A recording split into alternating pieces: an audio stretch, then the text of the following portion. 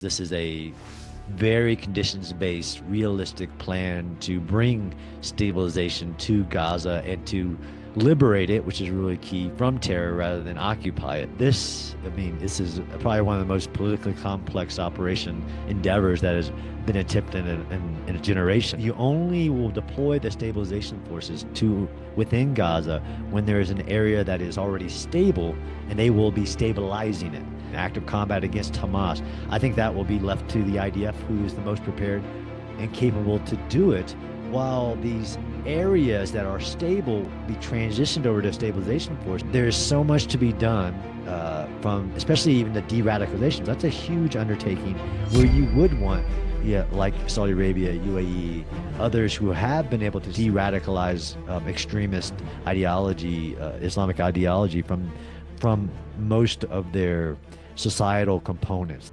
Okay, folks, welcome to this episode of the MirYam Institute Situational Briefing with me, Benjamin Anthony. And before we get to the show, I just want to encourage all of you, if you're enjoying our content, please take a moment, if you're watching on the YouTube channel, to subscribe to the show and to hit the bell so that you get all of the alerts when we publish a new program, and you are the recipients of all of our cutting-edge footage and our discussion and conversation on all things Israel. And if you're listening on the audio podcast, whether it be Apple Podcasts or Spotify or wherever it is you download your podcasts from, please be sure to hit the subscribe button and to leave a rating and review. Doing those two things really does help us to reach an ever wider audience. And I thank you very much in advance of your partnership in that regard. And I'm absolutely delighted to be joined today by an individual who really doesn't need any introduction. His name is John Spencer, and it's our privilege to be able to announce that he is now a MirYam Institute contributor. He is considered one of the world's leading urban warfare experts and has conducted extensive on-the-ground research in Israel and the Gaza Strip since October the 7th, and I've had the pleasure of seeing him undertake that research both on his way into Gaza and on his way back out of Gaza. We never actually, our paths never actually crossed inside the Gaza Strip, John, but it's great to have you with us. Thanks for being here.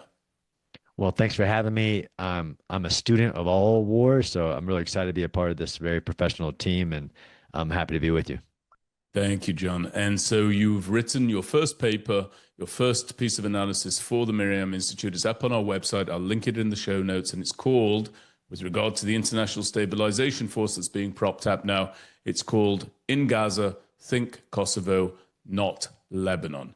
And what you've done there is you've essentially juxtaposed the success of the international force that was deployed towards Kosovo versus the failure of the UN interim force in Lebanon, known as UNIFIL by its acronym, there inside southern Lebanon. And it's all against the context of what is working its way through the UN Security Council right now, namely the American draft for what this force would look like. It's facing opposition from the Russians, from the Chinese, both of whom have veto power there. But tell me why you decided to write this paper. Sure. So I decided to write it, one, coming out of the 20-point plan, and actually my recent visit to Gaza about 4 weeks ago, hours before the peace plan was signed. And then looking through the variables, we get word that the UN security mandate, which if you look at all of these things that we're going to talk about, from the Southern Lebanon UNIFIL mission, Kosovo, Bosnia, East Timor, all had UN security mandates, which is really important. And I'm sure we'll talk about that just from a legitimacy for all the different contributing countries. It's the best case scenario to have one. The article is about having the right principles in this, learning from bad examples and good examples. But the reason I wrote it first and foremost is that we got word that this was making its way through the UN Security Council, and even some newspapers getting draft versions, although the draft version is never what the final version becomes. But there's really I think positive things that were in the draft version, like take all means necessary to execute the mandate, things that again weren't in the UNIFIL mandate, what was implemented and then really never really foresaw. That's really what drove me to write it. Yeah, and it's a wonderful piece, and I think that there are a lot of Israelis. So I'm representing somebody who lives in Israel, who fought in this war inside the Gaza Strip, who is, as all Israelis are, the first to have to live with the outcome of any international policy with regard to disarming Hamas and demilitarizing the Gaza Strip writ large. And so it's that view that I want to represent. And I'll begin by saying that most Israelis, when we hear about anything making its way through the United Nations for ratification of a United Nations body, we immediately view it askance. It's just the nature of the beast for very, very good reasons. And one of the reasons that this is making its way through is that the contributing nations insist that it has a UN mandate. But there's also clear precedent for it, as you've just alluded to. Do you expect it to pass through the UN? What do you think will come out the other side? I do. It's a great question. I agree. If I hear the words UN, it doesn't bring a positive feeling in a history, and there is a difference between a UN General Assembly vote and a UN Security Council vote. With the permanent members, and you mentioned China and Russia, and then, of course there's UK and France. I don't think any of them have a serious reason to oppose the mandate. If their populations, especially, were discussing stopping the operations. This is a very conditions based, realistic plan to bring stabilization to Gaza and to liberate it, which is really key, from terror rather than occupy it. I believe it will eventually pass. The article is more about whether we really want to see in the principles and what are the mission, the task, the authorities, and really the kind of fallback, which is why what I've heard, the draft will have only a 2 year mandate, which will be, I think is positive because you don't want this forever mandate that doesn't have a conditions on, okay, it's not working. And I'm sure we'll talk about both of our experiences, yours way more than mine, as somebody who's just visited and studied more than one war, to include southern Lebanon, where you can stand in northern Israel, look down at the UNIFIL headquarters, nice beach property, and just scan your eyes to the right, and you see a Hezbollah flag on a Shia village home, and the what's not in that mandate. Yeah, and just to draw on my own experience there up north, I was a young soldier in 2006 during the events that were really the precursor to the Second Lebanon War. And as we moved along the border between northern Israel and southern Lebanon, I could see very, very clearly in the very near distance UNIFIL operatives, UNIFIL personnel, whatever one would want to call them, regularly fraternizing with Hezbollah, running the flag up and down the flagpoles, sitting down, having a cup of coffee with them, and then moving on. And of course, when war did break out, and it was a war that I was deployed into inside Lebanon, UNIFIL were the first to flee the area. And so I want to start with that as the example of failure that you put forward, John, because you wrote that with regard to UNIFIL, over decades, Hezbollah entrenched itself across southern Lebanon and built formidable capabilities, even within sight of UN positions. And I've even gone beyond all of that. So, one of the very, very important distinctions here is that this would be an enforcement force rather than a peacekeeping force. Tell us why you draw optimism from that. Um, because I understand really the true task and the context that it'll be necessary to, even if Hamas was to be completely disarmed right now, the true task of stabilizing different areas within Gaza will require very specific enforcement capabilities, just like in Kosovo, which, if you look at the task, and sourcing is really important when we write. And in this article, we source. You can just go to the UNIFIL mandate, and you go to the Kosovo mandate mission page and look at all the individual tasks, like actual keeping the order, securing areas. And there is differences in studying different forces between peace monitoring, peacekeeping, and this is why I like that this is called a stabilization force, because it really gets you in the right mental framework of what it will be doing, what's its missions, and what are the tasks that it should be doing in order to create stability. Of course, security is always the big one. And we'll talk, I'm sure we're going to talk about like what does that look like practically on the ground? How are they securing areas to keep them stable? Which is really key. But that's why I think that everything I've seen discussed about the stabilization force is that it's not this glorified blue helmet peacekeeping force. Peace monitoring force really is the right terminology on what was supposed to be happening. No Hezbollah army below the Litani River with no actual like clauses on, okay, it's obvious to everybody here what to do about it, which really is also in these success stories like Kosovo, Bosnia. There is a NATO kind of country involvement in a NATO command center, a part of that, which is, again, this is different than UNIFIL. The stabilization force will have this, the GCC, the coordination cell, the peace board with the United States and a few other actors on it. These are all like beyond the mandate, but also critical to it is the bureaucracy, the structure, and the right conditions based language in the mandate. And that board of peace that you just referenced there is it seems to be the first bone of contention that the Russians and the Chinese are objecting to. They don't want that board of peace to be chaired by President Trump, it seems. But you wrote in the article, and again, I'm going to link the article in the show notes. It's also up on our website. And I encourage people to go there because they can discover not only what you wrote in its fullest, but also where you sourced your points from. You said that this force, this stabilization force, will be responsible for, quote, the destruction and prevention of rebuilding of military terror and offensive infrastructure, as well as the permanent decommissioning of weapons from non-state armed groups. How do you see them doing that? Sure. Great question. And I've gotten this as while the scale is large, as in the entrenchment of Hamas, the militarization of every inch of ground in Gaza over 20 years, billions of dollars. There's also lots of historical examples of how this is done. How do you take an enemy controlled territory? Of course, there's a kind of a rheostat in Gaza of, okay, what's more Hamas controlled at this moment and not.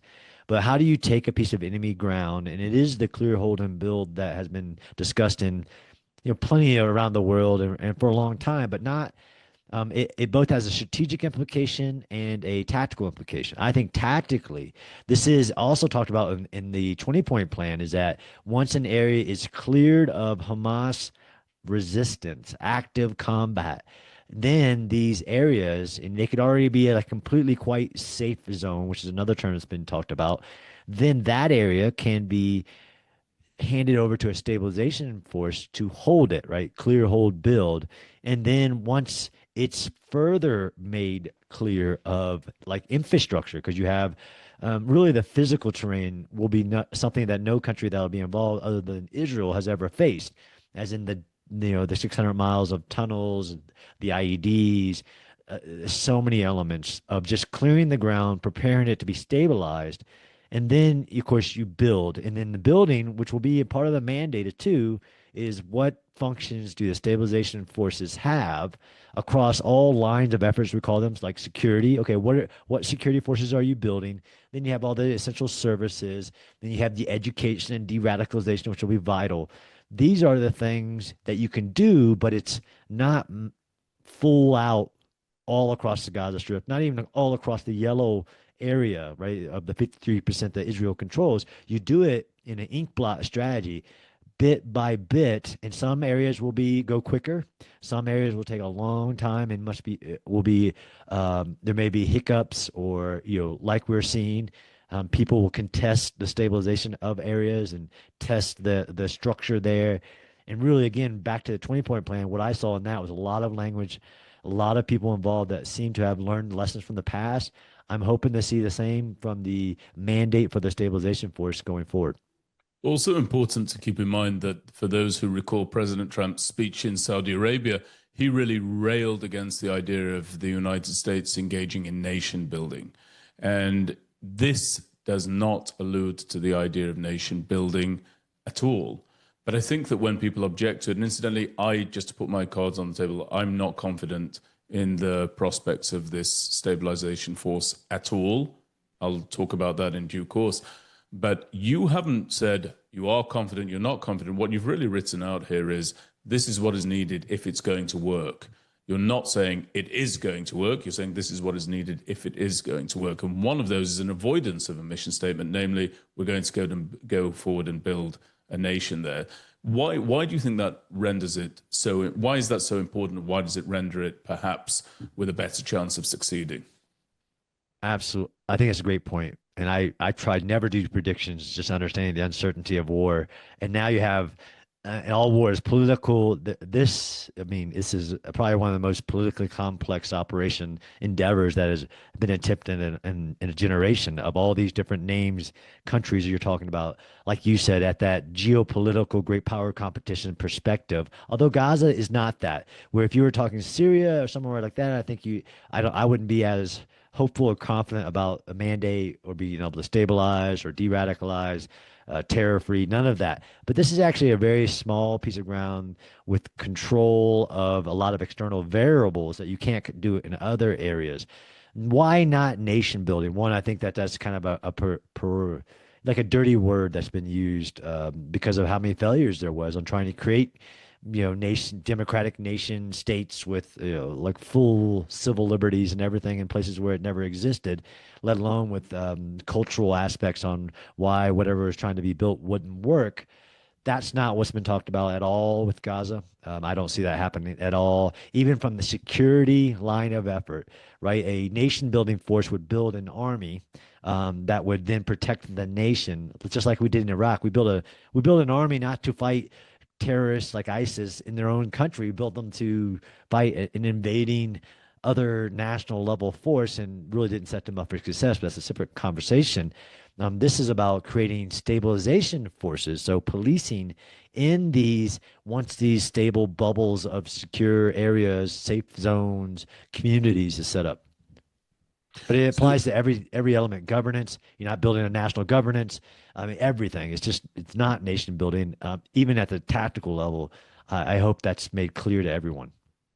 yeah, I think it needs to be emphasized because I think people fear that as a pursuit as much as they're fearful of mission creep whenever boots on the ground are deployed. So one of the other aspects that you talked about when highlighting the obvious points of failure in UNIFIL's mission statement is that you said that it was a peacekeeping mission without peace to keep, which I think is a wonderful turn of phrase, very, very accurate wrap up of one of the inherent problems there.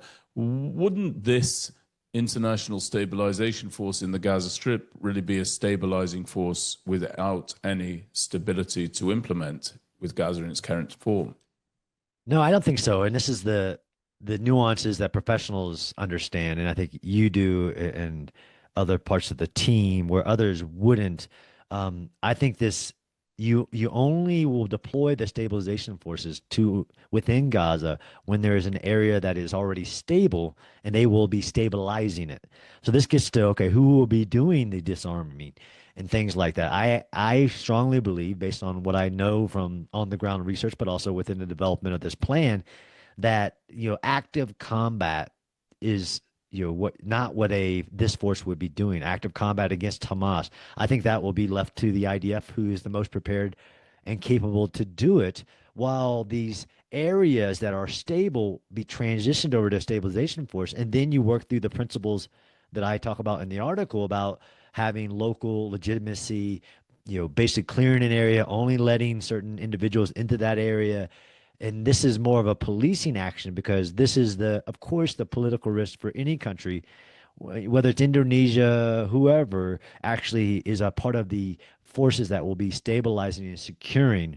There's close connection between the two, although stabilizing is much bigger, as in stabilization operations and essential services and all these things. But the worst case scenario is that you have these forces die at the hands of whatever terrorist organization in Gaza, and then you would see a hiccup in the actual moving forward of implementing this area by area. I do believe, to your question, there will only be stable areas that the IDF have cleared of military factions, Hamas, that will be transitioned to the stabilization force. At least that's what I think and see for going forward, and doing it piece by piece, which actually is historical for any even clear build hold. If you look at differences between Second Battle of Fallujah versus Ramadi when the instructions to the commander is don't pull a Fallujah, and they do it area by area rather than trying to take on the whole city, the enemy held city. There is plenty of historical examples that you could do this bite by bite. And there's also some positive developments as well, despite my own skepticism, where we've seen that Indonesia has announced that it's ready to commit 20,000 troops to this stabilization force. And that's very interesting. We all remember his groundbreaking speech at the United Nations. And so people should be aware that there is definitely some real momentum. And in line with that momentum, you've highlighted the Kosovo case. Just briefly, what was it about the Kosovo example that you drew from as reason to be hopeful for the success of the ISF? Well, one is that lots of people make predictions, lots of people do analysis, lots of people have ideas of what's going to succeed or fail. So, I'm a pretty common sense kind of guy. So I look at what has been by all variables, kind of like when victory in war, like let's measure it against the objectives. So based on the objectives, the missions, and the task of Kosovo, you can say time has shown true that it was a success and it's still a non-war zone, stabilized, where human rights are enforced and there's still partnership, which I think we'll talk about as well. Um, Specifically, though, it's just literally taking all these different historical peacekeeping or stability or just peacekeeping, but also stability operations and putting them up side by side. Not opinion, not objective, just fact based. This is what was this mission say and their task list in Kosovo. It's actually a rather long list that takes, I mean, literally securing good order, demining, demilitarization, disarming, all the words that are actually required when you start talking like legal terms to give forces the rules of engagement and legal authority to do things inside of the mission that they're assigned to. And this point that you keep emphasizing about the importance of the mission statement as being central to the viability of the mission and to the success of the mission, I think is very, very well taken. I would highlight something that concerns me here. You wrote about the fact that 50,000 troops were deployed to that theater, and those troops came from the United States, the United Kingdom, France, Germany, Italy, Canada, so on. And I would argue that there's broad alignment when it comes to the philosophies of those states. Probably somewhat agnostic to the specific area that they were deployed to, probably pretty much lined up well behind the idea that they don't like seeing actual, real, true genocidal ambitions playing out, but broadly aligned, broadly aligned. And here you have the introduction of actors such as Turkey, Qatar, Egypt, the UAE. Just to take a couple of those, Israel doesn't want Turkey anywhere near the place. It doesn't want Turkey inside the Gaza Strip at all under any circumstances. You obviously have this dissonance between the way that Turkey views Hamas. Turkey seems to be a huge fan and almost a patron of Hamas in some ways today.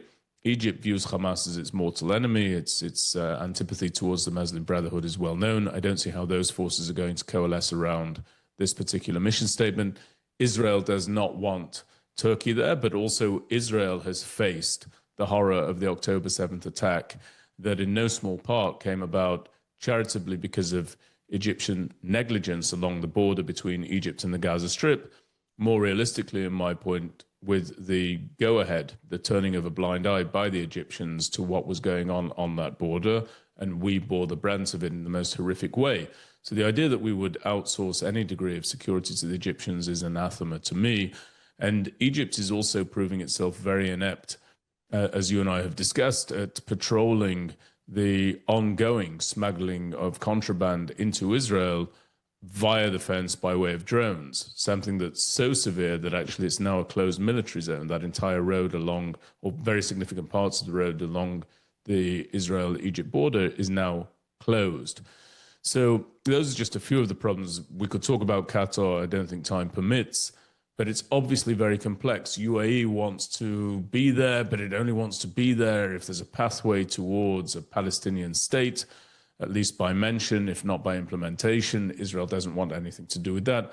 So it's not just the mission statement, it's also the composition of the components within the mission statement. And this is very different to Kosovo. Absolutely. And there are limits to comparison or comparative analysis that we do. Context, context, context.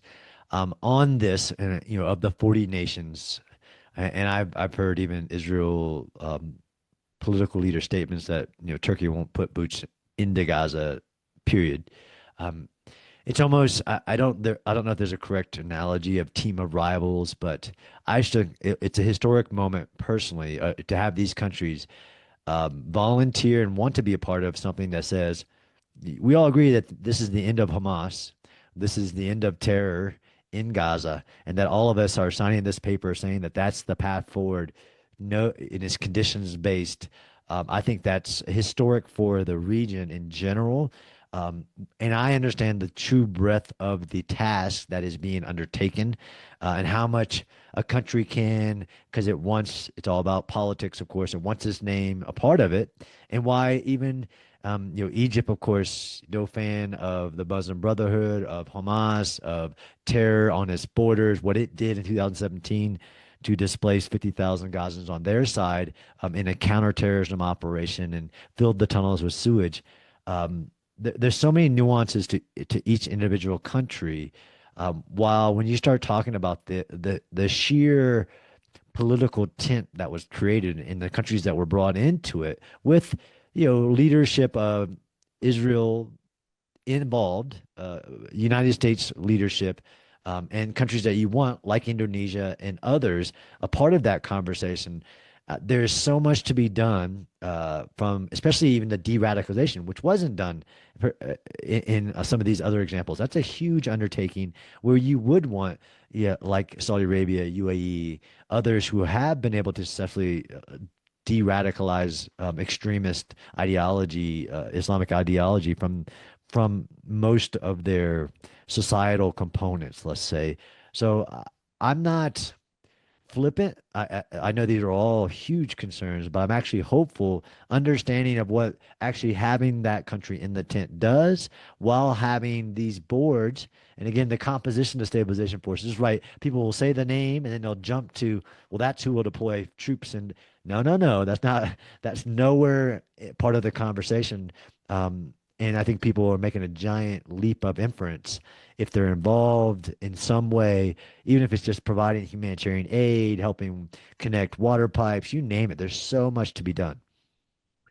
So the credo of the organization is Israel's future in Israel's hands. And just as we move towards the end of this discussion, I wanted to take my role as an Israeli, someone who's served, as I said, like so many others who have served inside this war, and really present some Israeli objections. And then I want you to, or objections that may be voiced by Israelis. I happen to stand behind these objections. And then I want you in your position as contributor. And the reason we're so pleased to have you as a contributor, John, is that, of course, you are a non-Israeli with unique expertise, able to enrich the conversation, add context to the conversation, and provide a different perspective for everybody to consider. So here are some of my objections. You can pick any of them that you like. Some of them we've dealt with, others we haven't. And maybe we could just deal with two or three. The first one is that this is going to require the gradual further withdrawal of IDF troops closer to the former border that was there between Gaza and the state of Israel. And that almost by definition is going to mean that Hamas comes closer to our villages, to our towns, to our kibbutzim, to our cities, something that Israelis will not be comfortable with, especially given the idea that there could be a bunch of Qataris running around who are responsible for some element of this stabilization force, including, well, considering the caveats that you've mentioned. The other one is that there will be a determination within Israel to ensure, at the very least, that the IDF continues to enjoy full operational freedom when it comes to countering terror threats that it identifies and feels need to be eliminated. Now, that does not stack up well, that demand, against what was reported, namely that Israel is actually taking a back seat to the United States when it comes to overseeing what's going on inside Gaza. I don't know how true those reports were. I'd love to hear your view on it. Another objection that I raise is that I wouldn't want to see this, were it to be successful, and again, I'm not optimistic about its prospects for success, but were it to be successful, I wouldn't want it to be overlaid thereafter onto Judea and Samaria. I could see that happening, wherein people say, look, things are stable, things are quiet, relatively quiet. Let's now go and do the very same over in Judea and Samaria. I wouldn't like to see that present. Two very different theaters, but we'll see what happens there. And the final issue that I have is that Israel has always said and operated by the idea that we defend ourselves by ourselves. And the introduction of this international group of players in the area does not really, in my understanding of it, doesn't really jive very well with that idea. We've always said we defend ourselves by ourselves. We've always said that we don't want foreign troops on the ground for this very reason. And here we are outsourcing it to the United States, among others, but we've always said we won't outsource it even to our closest friends, namely the Americans. This seems to fly in the face of that. And I'll just add one more thing. Why on earth should Israel be expected to have any trust in so many of these nations' forces who represent countries who did nothing to alleviate the complexity of what was going on inside Gaza during the term of this kinetic war in the aftermath of October the 7th? The Egyptians did nothing. The Turks only made it worse. The Europeans, if they become engaged in this, I don't think they will, but if they do, only made it worse. Why should we now be expected to trust them to turn around and know how to make things any better or any more stable? For sure, Benjamin. That's a lot of questions, and I'll try to take on a few of them. I think the last one about why trust anyone else, and of course those names of countries, definitely don't trust those individuals, is that this is the first time that I've seen of creating a different construct for addressing the terrorized zones, as in the actual ability to hold and stabilize an area and keep stabilization forces there. I mean, this is a key point. Like the Kosovo forces, all those countries are still there. They're still partnering, mentoring, training forces to keep those zones stable in much larger swaths of area with equal complexity. Back to your questions, though, about creating basically these forces being closer to Israel, Israel securing itself. I think messaging of this whole thing, while I understand why, for political reasons, there hasn't been a lot of messaging about it, will become vital. This is not occupation. This is liberation. These stabilization forces are beyond the buffer zone. So I think there could be a lot better explanation of what Israel has done over the last 2 years to create a new buffer zone, clearing it of all terror infrastructure, underground, above ground, and then where these stabilization forces would be creating stable bubbles. And then for me, that's a positive. Having between Israel, a buffer zone, a stabilization force in a completely stable area, doing policing and building new de-radicalized functioning communities between what might be some terror group or something as this process comes. I think for me that's a net positive, but also I think you could explain this the actual buffer creation of a new security area, a new paradigm, which is really gets to your other question about Israel freedom of maneuver. I think just post October 7th and what Israel's strategic environment that Israel's leadership has charted has created a new political paradigm. I don't think in any case that I see that Israel will give up that capability of seeing a threat, taking a threat, and going back to one of my first principles of this operation is that Israel will be the only force really politically feasible and capable to address, like Hamas or other terrorist groups, trying to rebuild in areas that haven't been stabilized yet. I think those are key, and I see it in the language right now. Good. So thank you very, very much, John. I really appreciate it. Thanks for struggling through the conversation. It's very good of you. And I also will just say there's so much more that maybe we can discuss in future episodes. I obviously have a total aversion to any idea of the Palestinian Authority, for example, coming in and taking any role. I remind everybody they were murdering Israelis, Jewish and non-Jewish alike. by way of these homicide bombings until such time as we put a ring fence around ourselves. The international community often portrays it as putting a ring fence around them, but it was a ring fence around ourselves that was a physical barrier to them perpetrating those crimes against us.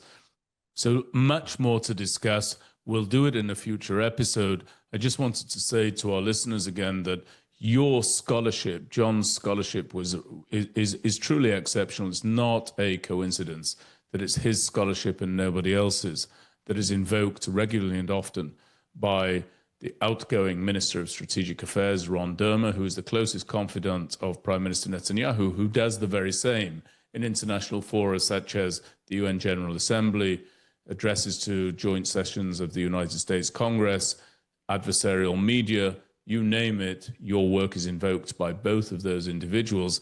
And it's because you travel to get on the ground, go and meet with, interview, interrogate the logic behind many of the senior players in the Israeli defense establishment. I've seen you do that. I've helped where I'm able to facilitate that. And I think that everybody should continue to do the very same. And thank you very much for bringing your expertise to this and for putting this to our listeners for their consideration. And to those listeners, I remind them, if you're enjoying the content on YouTube, subscribe and hit the bell. If you're enjoying the content on the audio podcast, Apple Podcast or Spotify, please subscribe, leave a rating and review, and share this content with your network. It helps us to get the word out. So, John, thank you very much. I wish you a peaceful weekend, a restful weekend, and of course, a Shabbat Shalom. Shabbat Shalom, Benjamin. Thanks for having me.